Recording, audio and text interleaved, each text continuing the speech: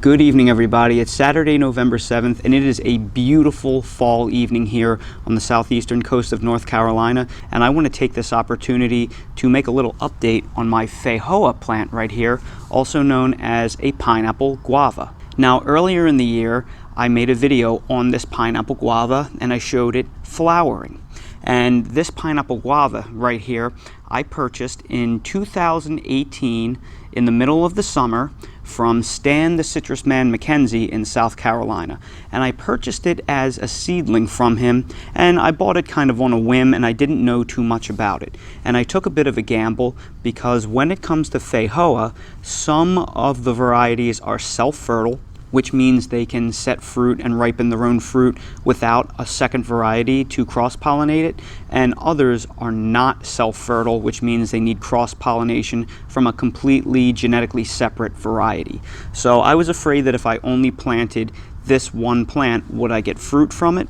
Not too sure, but he claimed that his was self-fertile. So I went ahead and I took the risk, and I planted this in the spring of 2019. So 2019 was its first year in the ground. It was pretty small, and it did not flower or fruit the very first season. However, this spring of 2020, I got the most beautiful, gorgeous white and red flowers, and they had a really interesting aroma to them.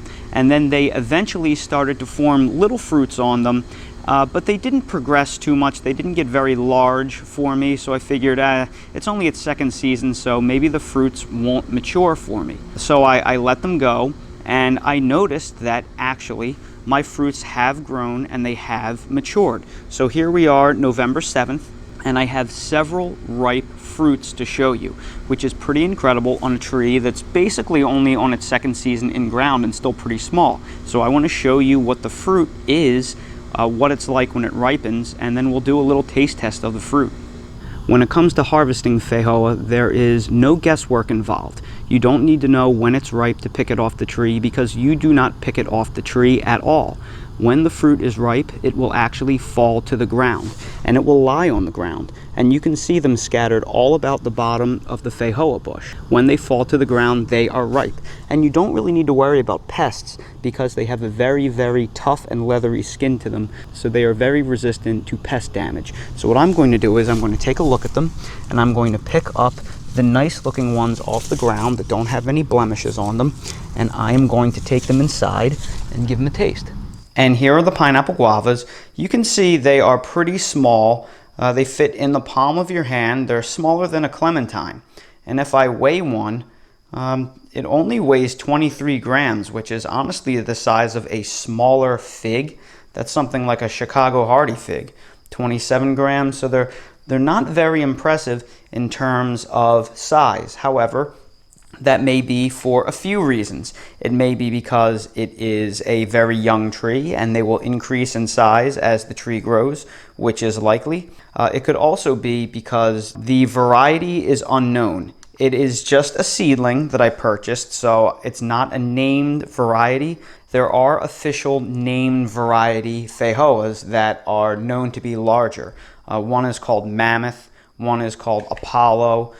They have been saved over the years because they are known to be very good quality fruit. So because this is a seedling, it could give me any kind of random fruit. That's the problem with growing a seedling. You never know what you're going to get. The skin has a texture that is almost similar to that of a lime. It feels a lot like a lime. So what I'm going to do is I'm going to go ahead and bite into it and see what I get.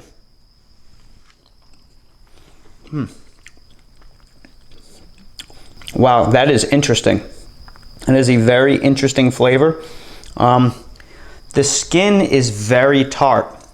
I think it has a very jelly-like consistency inside. It's very citrusy. I think I'm going to try it without the skin. And the pulp inside is much sweeter than it is without the skin. So the skin itself, it's citrusy and a little sour tart. This must have a ton of vitamin C in it because it kind of has that ascorbic acid taste to it. This is a very, very interesting, unique taste that I've never really tasted before in anything. In fact, I think I'm going to cut one of these open. We can see what they look like inside.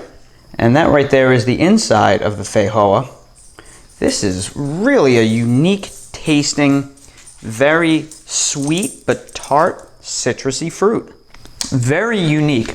If I had to try and describe this, I would say this has the texture of a pear with slight hints of the flavor of a pear, but it tastes almost lemony and also has like an aftertaste of bubble gum. So if you could imagine chewing a piece of bubble gum while chewing on a lemon rind and a pear all at the same time, I think that's what this is reminding me of.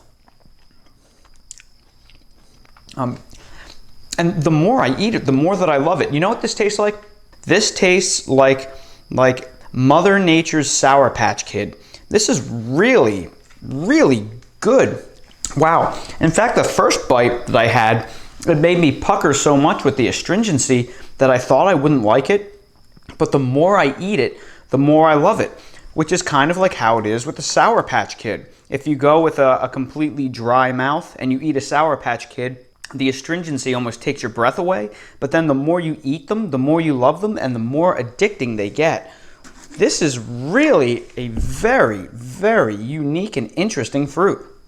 Well, I have to say, I am pleasantly surprised by this fruit. I really like it, and one of the cool things about this plant is how widely adaptable it is. This will grow well in any Zone 8 climate, possibly even in warmer Zone 7Bs like you will find in Atlanta, Georgia, Charlotte, North Carolina, Raleigh, North Carolina.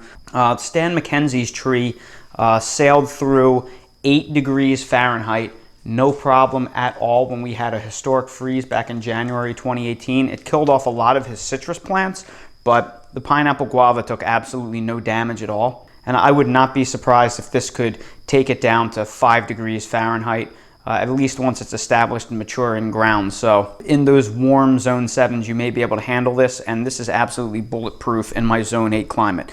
It's also known to be very drought tolerant too. So if you live in southern Zone 7s and 8s, where you see prolonged dry spells in the summer, I think this will do very well for you. It's also a very popular plant in New Zealand and in Australia, where climates are much more arid than in the United States. So that also helps back up that drought tolerance claim. I really wanted to get Dale involved in the taste testing of this fruit because it would be pretty funny to watch him pucker trying to eat this like a Sour Patch Kid, but I can't find any information that's definitive about whether or not these are safe for dogs to eat, so we will have to skip it for now. If anybody knows for absolute certainty and can find some documentation that says whether or not these are toxic or safe to eat for dogs, if you could post that information below with some kind of link for verification, I would really appreciate that because I would love to share these with Dale if they are safe. So everybody, thank you so much for watching today's video. If you found it helpful, please make sure to hit that like button. And if you haven't already subscribed to the channel, please subscribe for future updates and more videos like these. If you're curious about any of the products that I use in my garden, everything that I use is linked in my Amazon storefront in the video description. Again, thank you all so much for watching, and I hope to see all of you again on the next video. Would you like a treat? Do you want a treat, Dale? Treat? Do you want a treat? You want a treat? Oh, and there he goes. He wants a treat.